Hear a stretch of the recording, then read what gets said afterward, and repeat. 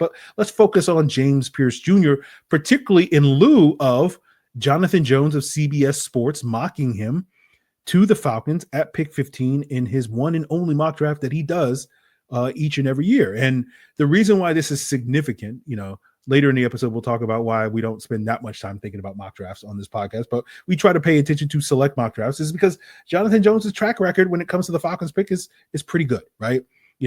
He did successfully project 3 out of the last 4 first-round picks for the Falcons.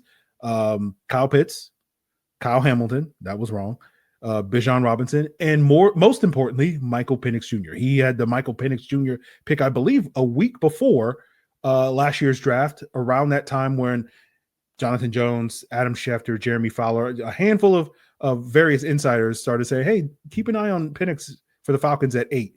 And at the time, for those of you that were everydayers last year, we dismissed it. We did a whole episode the day before the draft saying, no chance, no team in the history of sports has ever making Michael Penix. And of course, the Falcons, as I discussed on yesterday's episode, have a tendency to get a little weird. But let's talk a little bit more about James Pearce.